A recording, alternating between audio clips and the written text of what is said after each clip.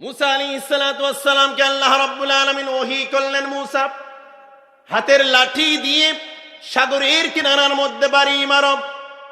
একটা আঘাত করতে দেরি হয়েছে, বর্ণনার মধ্যে আসছে সাগরের ভিতর দিয়ে একটা নয়, দুটা নয়, 16টা রাস্তা আল্লাহ রাব্বুল আলামিন বের করে দিয়েছে। চিৎকার করে বলেন আল্লাহু আকবার, আরো জোরে বলুন আল্লাহু আকবার। মুসাকে বলল, মুসা আর দেরি করো না, বেরিয়ে পড়ো, নেমে পড়ো রাস্তার মধ্যে। ভয় লাগে। আল্লাহ বলে ভয় করার দরকার নাই, এটা রাস্তা আমি বানায় দিয়েছি, তাড়াতাড়ি নামো, এটা ফেরাউনের বাবার রাস্তা না, যে ভেঙে দিবে। মুসা আলাইহিস সালাতু ওয়াস সালাম 3.5 লক্ষ মুসলমানকে নিয়ে রাস্তার মধ্যে নেমে পড়লেন। আল্লাহ তাআলা মদদ দিয়ে, কুদরত দিয়ে, রহম দিয়ে সাগর, বিশাল সাগর পার করে ওই পার্শ্বের কিনারার মধ্যে আল্লাহ পাক উঠায় দিলেন। এদিক থেকে ফেরাউন 16 লক্ষ সেনা বাহিনী নিয়ে সাগরের কিনারার মধ্যে হাজির হয়ে গিয়েছে।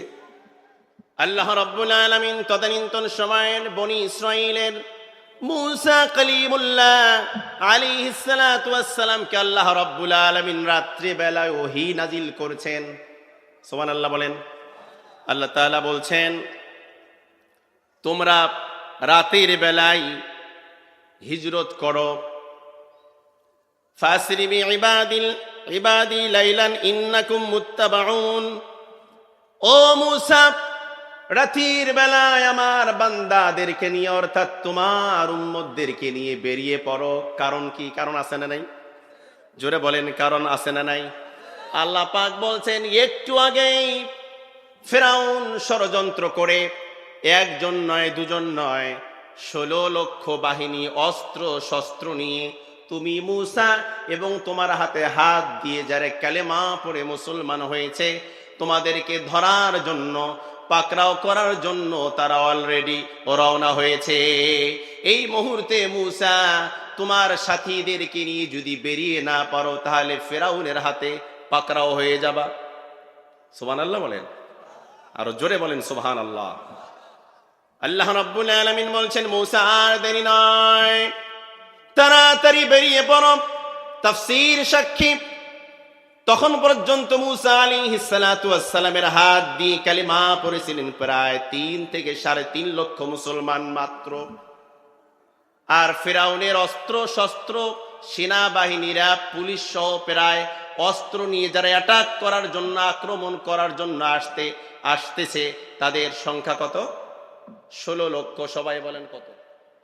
ফিরাউন 16 লক্ষ সেনাবাহিনী নিয়ে মুসা এবং তার অনুসারীদেরকে অ্যারেস্ট করার জন্য, গ্রেপ্তার করার জন্য, মারার জন্য আসতেছে। কথা বলেন ঠিক কিনা?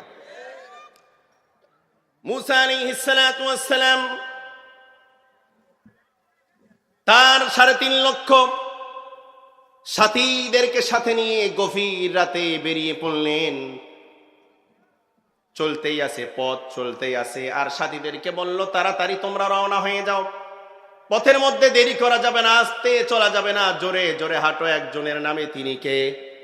আল্লাহর নামে পথ চলা শুরু করে দাও। সারা রাত পথ চলতে চলতে চলতে চলতে পথ শেষ হয়ে গেল। সুবহানাল্লাহ বলেন। আরে সুবহানাল্লাহর আওয়াজ নাই, কোন জায়গায় আওয়াজ করতেছি? আরো আস্তে বলেন সুবহানাল্লাহ, আরো একটু আস্তে বলেন সুবহানাল্লাহ। মুসা আলাইহিস সালাতু ওয়াস সালাম এমন একটা জায়গার মধ্যে চলে গেলেন যেখানে পথ শেষ। সামনে বিশাল দরিয়া, ডান পার্শ্বে পাহাড়, বাম পার্শ্বে পাহাড়, আর পিছন দিকে ফিরাউন সহ 16 লক্ষ সেনাবাহিনী পিছন দিক থেকে তাড়া করতেছে তাদেরকে ধরার জন্য। এবার মুসা আলাইহিস সালাতু ওয়াস সালামের সাথীরা বলল, মুসা, সংসার ছাড়লাম, বাড়ি ছাড়লাম, ঘর ছাড়লাম, বাবা মা বউ বাচ্চা ছেড়ে দিলাম, সব ছেড়ে চলে আসলাম তোমার সাথে। এখন এমন জায়গায় দাঁড় করিয়েছ রে মুসা, বাঁচার তো আর উপায় নাই, সব শেষ হয়ে গেল। একটু পর আমাদের জীবনটা আর কোনোভাবেই বাঁচানো সম্ভব না, কারণ আমরা তো সামনে যেতে পারতেছি না, পালার কোনো সুযোগ নেই। সামনে বিশাল দরিয়া, ডান পার্শ্বে বিশাল পাহাড়, বাম পার্শ্বে বিশাল পাহাড়, আর পিছন দিক থেকে আমাদেরকে ধরার জন্য ফেরাউন তার দল বল নিয়ে আসতেছে। এবার দেখেন মুসা আলাইহিস সালাতু ওয়াস সালাম ওই দুর্বল ইমানদার লোকদেরকে একটা কথা বললেন, ভয় পেও না আমার সাথীরা। ক্বালা কাল্লা ইন্না মাইয়া রাব্বী সায়াহদীন।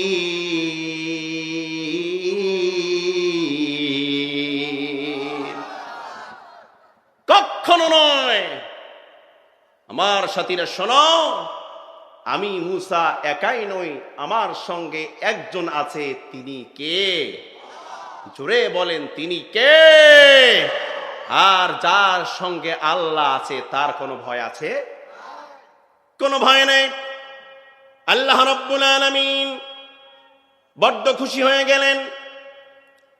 এই কথাটা কোরআনুল কারীমের মধ্যে আল্লাহ পাক রেকর্ড করে দিলেন। মুসা আলাইহিস সালাতু ওয়াস সালামের কাছে ওহী নাজিল করে দিলেন, ও মুসা, ভয় পেও না, ভয় পেও না।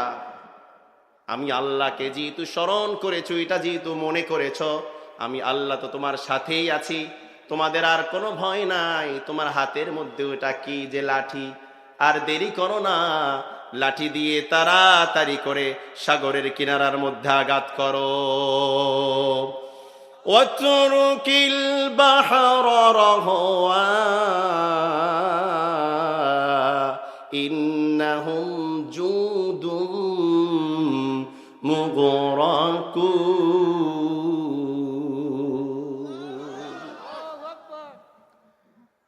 মুসা আলাইহিস সালাতু ওয়াস সালামকে আল্লাহ রাব্বুল আলামিন ওহী করলেন, মুসা হাতের লাঠি দিয়ে সাগরের কিনারার মধ্যে বাড়ি মারো। একটা আঘাত করতে দেরি হয়েছে। বর্ণনার মধ্যে আসছে সাগরের ভিতর দিয়ে একটা নয়, দুটা নয়, 16টা রাস্তা আল্লাহ রাব্বুল আলামিন বের করে দিয়েছে। চিৎকার করে বলেন আল্লাহু আকবার। আরো জোরে বলুন আল্লাহু আকবার। মুসাকে বলল, মুসা আর দেরি করো না, বেরিয়ে পড়ো, নেমে পড়ো রাস্তার মধ্যে। ভয় লাগে। আল্লাহ বলে, ভয় করার দরকার নাই, এটা রাস্তা আমি বানায় দিয়েছি, তাড়াতাড়ি নামো। এটা ফেরাউনের বাবার রাস্তা না যে ভেঙে দিবে। মুসা আলাইহিস সালাতু ওয়াস সালাম 3.5 লক্ষ মুসলমানকে নিয়ে রাস্তার মধ্যে নেমে পড়লেন। আল্লাহ তাআলা মদদ দিয়ে, কুদরত দিয়ে, রহম দিয়ে সাগর, বিশাল সাগর পার করে ওই পার্শ্বের কিনারার মধ্যে আল্লাহ পাক উঠায় দিলেন। এদিক থেকে ফেরাউন 16 লক্ষ সেনা বাহিনী নিয়ে সাগরের কিনারার মধ্যে হাজির হয়ে গিয়েছে। চিন্তা করতেছে, ব্যাপার কি, এত সুন্দর রাস্তা বানাইলো কে? রাস্তা বানাতো আমার কাজ না, আমার কাজ মুসাকে ধরা আর মারা।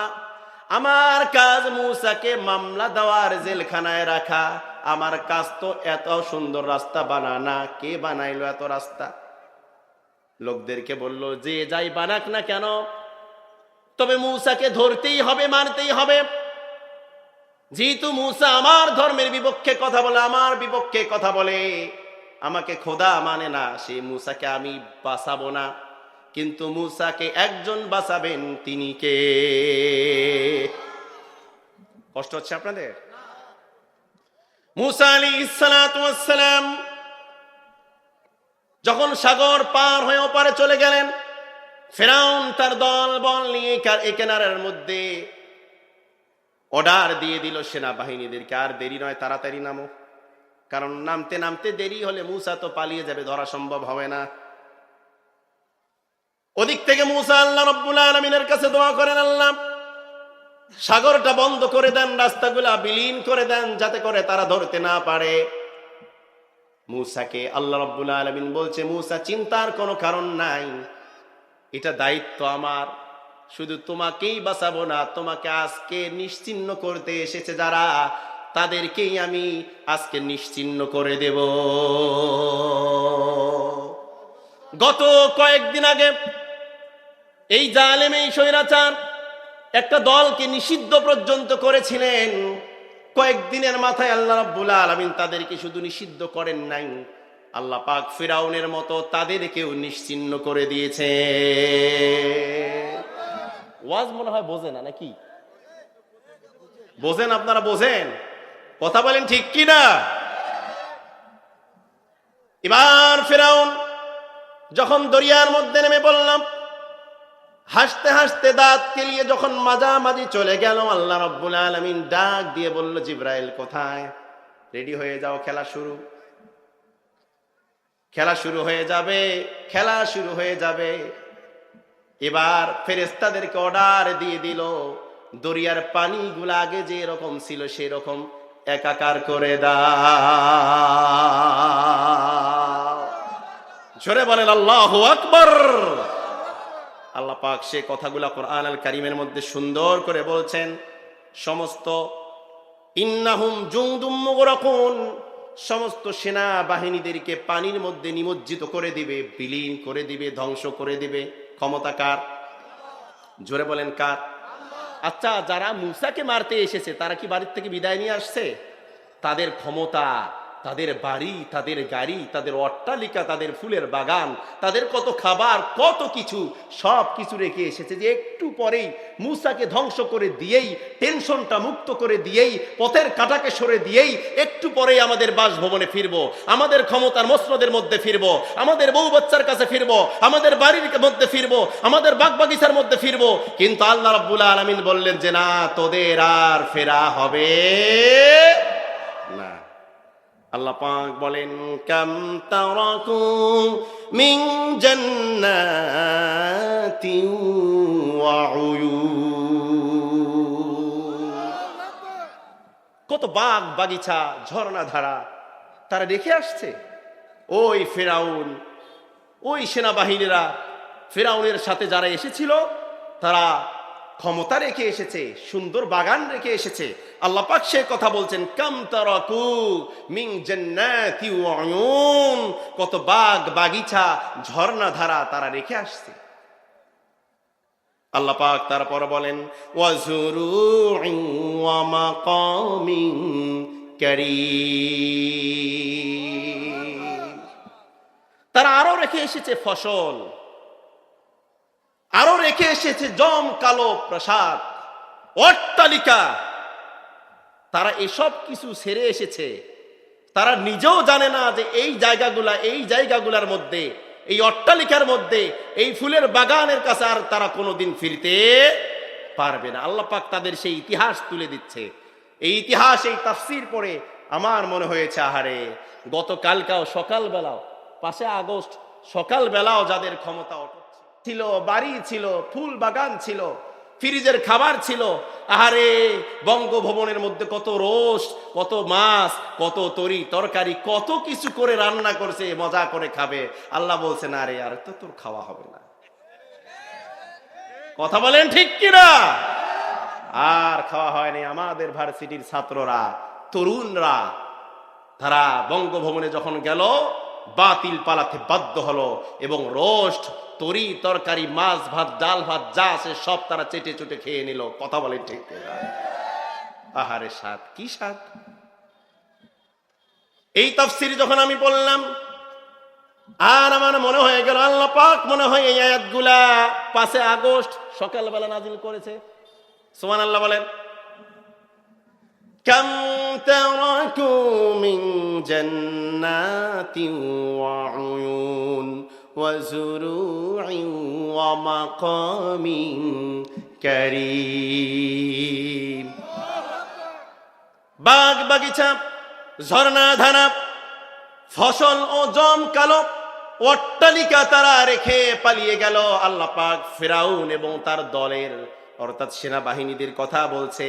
এরা সব কিছু ফেলায় রেখে চলে গিয়েছে। কথা বলেন ঠিক কিনা? 5 আগস্টে আমরা দেখেছি, আরে, সব কিছু ফেলায় রেখে, গাড়ি বাড়ি সব ফেলায় রেখে, ওই বাড়ির মানুষ আর নাই। কথা বলেন ঠিক কিনা? একজন তো একেবারে দাদার বাড়ি দিল্লি গিয়ে পড়ছে। কারণটা হচ্ছে আমাদের আল্লামা সাইদি রহমতুল্লাহি আলাই আজ থেকে 20 বছর আগে কথাটা বলছে। আল্লাহ পাক বলল, আমার ওলি, আমার বন্ধু, যেহেতু এই কথাটা বলল, বন্ধু তুই যে কথাটা বলেছিস তোর কথাটা কবুল করে নিলাম। আল্লামা সাইদি রহমতুল্লাহি আলাই শহীদ হয়েছে 1 বছর হতে না হতেই আল্লাহ রাব্বুল আলামিন তার 20 বছর আগের কথাটাকে বাস্তব করে দিয়েছে। বলে নাই বাংলাদেশের 12 কোটি মুসলমান গাছের গোড়া ধরে এমন লারা দিবে দাদার বাড়ি দিল্লি গিয়ে পড়বা। কথা বলেন ঠিক কিনা? আল্লামা দেলোয়ার হোসেন সাঈদী যা বলে গিয়েছে তাই হয়েছে। কথা বলেন ঠিক কিনা মুসলমান? আল্লাহ পাক আরো বলেন وَنَعْمَةٍ كَانُوا فِيهَا فَاكِهِينَ। তাদের পিছনে কত ভোগের উপকরণ ছিল যা নিয়ে তারা মাঝে মাঝে ফুর্তি করত, পার্টি করত। মাঝে মাঝেই তারা বিভিন্ন ভাবে মাসে বছরে বাবার ফতেয়া, মার আজকে অমুক, কালকে ছেলের জন্মদিন, আজকে দলের জন্মদিন, আজকে অমুকের জন্মদিন করে করে রাষ্ট্রের, দেশের, জনগণের কোটি কোটি টাকা তারা নষ্ট করেছে। কথা বলেন ঠিক কিনা? আল্লাহ পাক সে কথাটা বলছেন ওয়ানামাতিন কানু ফিহা ফাকিহিন। তারা মাঝে মাঝে আমোদ ফুর্তি করত, মাঝে মাঝে বাড়ির মধ্যে নাচের আয়োজন করত, গানের আয়োজন করত, ফুর্তি করত, পার্টির আয়োজন করত। কথা বলেন ঠিক কিনা? আরে 15ই আগস্ট জনগণের লক্ষ কোটি কোটি টাকা কিভাবে খরচ করত তারা। কথা বলেন ঠিক কিনা? গান বাজিয়ে আর খিচড়ি খাওয়া আর রাস্তাঘাট ব্লক করে দিয়ে তারা 15 আগস্ট যে উৎসবটা করত, আমার মনে হয় আল্লাহ রাব্বুল আলামিন সে কথাটাই আয়াতের মধ্যে বলছেন। কথা বলেন ঠিক কিনা? আমার ভাইয়েরা, আমার বন্ধুগণ, আল্লাহ রাব্বুল আলামিন আরপর বলছেন কাযালিকা ওয়া আওরাসনাহা কওমান আখরিন। একটু জোরে বলেন না আল্লাহু আকবার। এই হয়েছে তাদের পরিণাম। আমি অন্যদেরকে এসব জিনিসের উত্তরাধিকারী বানিয়েছি। তাদের পরিণাম, তাদের পরিস্থিতি কি হয়েছে আল্লাহ তাআলা তো বর্ণনা করলেন যে আমি আল্লাহ পাক তাদেরকে কেমন ধ্বংস করলাম, কেন বিলীন করলাম, কেমন করে তাদের ক্ষমতা আমি ছিনায় নিলাম। তারা কল্পনাও করে নাই, আমরা দেশের জনগণ কল্পনা করি নাই। কারণ তো তারা সব সময় জিকির করত 41 সালের আগে আমরা এখান থেকে নড়ব না। আল্লাহ পাক বলে 24 সাল পার হতে দেব না। আল্লাহ পাক বলছেন আমি আল্লাহ পাক তাদেরকে বিলীন করে দিলাম, ধ্বংস করে দিলাম, এবং এমন মানুষকে আমি ক্ষমতার মসনদে বসায় দিলাম তারা কোনোদিন কল্পনাও করে নাই। কথা বলেন ঠিক কিনা? ছাত্ররা শুধু তাদের ন্যায্য অধিকার চেয়েছিল, ছাত্ররা শুধু তাদের অধিকারটা ফিরে পেতে চেয়েছিল, কিন্তু ছাত্ররা কোনোদিনও কল্পনাও করে নাই যে আমাদের মধ্য থেকে 2 জন মন্ত্রী হবে। কথা বলে না। ওরা চেয়েছিল চাকরি। আল্লাহ তা বলে চাকরি তো তোকে চাকরি নিতে হবে না, তোরাই চাকরি দিবি। সুবহানাল্লাহ বলেন। ওই ক্ষমতা আল্লাহর আছে না নাই? আল্লাহ পাক সে কথাটা বলছেন কাযালিকা ওয়া আওরাসনাহা কওমান আখরিন। এই হয়েছে তাদের শেষ পরিণাম। আর আমি অন্যদেরকে এসব জিনিসের উত্তরাধিকারী বানিয়ে দিয়েছি। আজকে আসিফ মাহমুদ, হ্যাঁ, তারা যখন গাড়ির মধ্যে চড়তেছে সেনাবাহিনী দরজা খুলে দিচ্ছে গাড়ির। কথা বলেন ঠিক কিনা? আহা, আল্লাহ পাক বলছেন যে আমি এদেরকে হটাই দিলাম আর ওদেরকে আমি ক্ষমতার মধ্যে বসাই দিলাম। কথা বলেন ঠিক কিনা? আমার বন্ধুগণ, আমার ভাইয়েরা, কথা বলতে গেলে সারা রাত চলে যাবে। আল্লাহ রাব্বুল আলামিন এভাবেই যুগে যুগে জালিমদেরকে ধ্বংস করে দিয়েছেন। এখনো যারা ওই জালিমের মতো হয়ে আসার আবার চেষ্টা করে, আল্লাহ পাক তাদেরকেও ধ্বংস করবেন কি করবেন না? জোরে বলেন, ধ্বংস করবেন কিনা? অবশ্যই ধ্বংস করবেন। সেজন্য জালিম হয়েন না রে ভাই। আয-যুলমু যুলুমাতু ইয়াওমাল কিয়ামাহ। নবী করিম সাল্লাল্লাহু আলাইহি ওয়াসাল্লাম বললেন এই জুলুম কিয়ামতের ময়দানে তোমাদের জন্য ভীষণ অন্ধকার হয়ে দেখা দিবে। কথা বলেন ঠিক কিনা? আজকে দুনিয়ার ময়দানটা তাদের জন্য কিয়ামতের ময়দান হয়েছে। আজকে তাদের ক্ষমতা নাই, তাদের টাকা কোটি কোটি টাকা থাকা সত্ত্বেও টাকা নাই, গাড়ি নাই, বাড়ি নাই, বউ বাচ্চা আজকে নাই। কে কোথায় গেল? শুধু বলতো খেলা হতো খেলা হতো, আজকে আর নাই। খেলা যখন জমে গিয়েছে তারা আজকে পালিয়ে গিয়েছে। আজ আর তারা নাই। জুলুম করা যাবে না, এটা সবচাইতে বড় অবিচার, অন্যায়। আল্লাহ পাকও জুলুম পছন্দ করেন না, এটা আল্লাহ পাক তার নিজের উপরও হারাম করেছেন যে আমি আল্লাহ পাক ও মানুষের উপর জুলুম করি না। ও দুনিয়ার মানুষেরা, ও দুনিয়ার মানুষেরা, তোমরা কি তাকিয়ে দেখো না ফিরাউন জুলুম করেছিল, ফিরাউনকে আমি আল্লাহ পাক ধ্বংস করেছি। নমরুদ জুলুম করেছিল, আমি আল্লাহ পাক নমরুদকে জুলুম থেকে, এই নমরুদকে আমি ধ্বংস করেছি জুলুম করার কারণে, ফিরাউনকে ধ্বংস করেছি, আবু জেহেলকে ধ্বংস করেছি, উতবা সাইবা ওলীদ ইবনে মুগীরাকে আমি ধ্বংস করেছি। আজও যারা তারা তাদের উত্তর অধিকারী হবে তাদেরকে ফিরাউন আর নমরুদের মতো ধ্বংস করব। কথা বলেন ঠিক কিনা মুসলমান? সেজন্য আমার ভাইয়েরা জুলুম করা যাবে না। শেষ কথা বলে দিয়ে যায় আমার ভাইয়েরা, বাংলাদেশ দ্বিতীয়বারের মতো স্বাধীন হয়েছে। আবু সাইদ আর মুগ্ধর মতো যুবকেরা রক্ত দিয়েছে। কথা বলেন ঠিক কিনা? সবচাইতে বড় অবদান ছাত্র সমাজের, সবচাইতে বড় অবদান বাংলাদেশের যুব সমাজের। কথা বলেন ঠিক কিনা? আমার বিশ্বাস, আমার মনটা বলে আজ হোক কাল হোক, আজ হোক কাল হোক, আরেকবার যদি এই তরুণ ইয়াং এই যুবকেরা, এই ছাত্র সমাজের আর একবার যদি গর্জে ওঠে, তারা যদি এটা বলে এখন আর কাউরে আইন চলবে না, এখন শুধুমাত্র কেবলমাত্র একজনের আইন চলবে, আল্লাহ রাব্বুল আলামিনের আইন চলবে, আল্লাহর জমিনে আল্লাহর দ্বীন প্রতিষ্ঠিত করেই আমরা ছাড়বো, তাছাড়া আমরা মাঠ থেকে উঠবো না। এই সংগ্রাম করার জন্য আর একটা বারের জন্য যদি ছাত্র সমাজ রাজপথে নেমে আসে আর যদি বুকের তাজা রক্তগুলা ঢেলে দেয়, আমার মনে হয় আল্লাহ রাব্বুল আলামিন এই ছাত্রদের মাধ্যম দিয়ে, যুব সমাজের মাধ্যম দিয়ে বাংলার জমিনে আল্লাহ পাক দ্বীন কায়েম করে দিবে। কথা বলেন ঠিক কিনা? কারা কারা রাজি আছেন দুহাত তুলে আল্লাহরে দেখায় দেয়।